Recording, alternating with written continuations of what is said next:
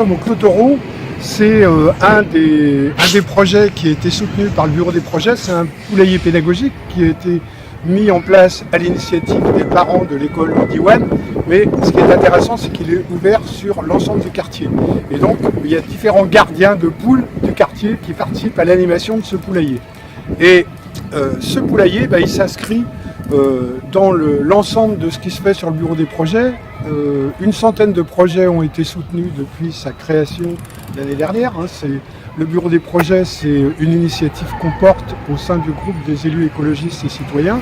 Et 200 000 € sont attribués par an. Alors le fonctionnement, ce sont des groupes d'habitants. Il y a dans les 11 quartiers, il y a des groupes d'habitants qui participent aux décisions qui sont prises concernant le bureau des projets avec l'élu de quartier, et ces décisions sont applicables et sont mises en œuvre immédiatement. À Nantes, il y a 28 maisons des associations et centres socioculturels, et ces associations et centres socioculturels sont en partie gérés par l'Accord pour 19 d'entre eux. Et c'est un défi permanent que de faire vivre la vie associative avec près de 400 bénévoles qui sont impliqués dans les conseils d'équipement, et avec un secteur qui est très professionnalisé, de faire vivre aussi le dialogue social qui est souvent en tension. Sur l'animation socioculturelle, c'est un secteur qui se croise avec différentes politiques publiques, avec l'action sociale, avec la vie associative, avec l'éducation.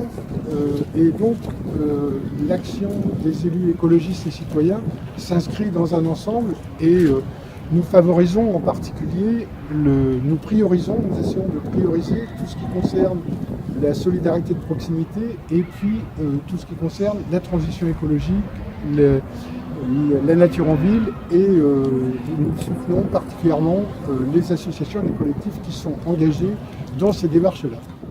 Ici, au Clos Taureau, donc à Nantes Sud, nous sommes dans une entrée de ville, et l'entrée de ville pose de nombreux problèmes, et les habitants sont très mobilisés à la fois sur les questions de stationnement. Ils font des propositions différentes de la ville, sur les questions de traversée des places, et également sur la question des constructions.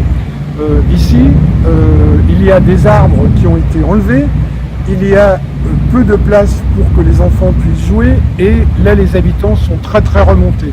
Alors je pense que pour la suite, il faut qu'on soit plus attentif pour concilier à la fois la nécessité de construire des logements, mais aussi pour préserver la nature en ville, puisque c'est un de nos marqueurs auxquels on tient.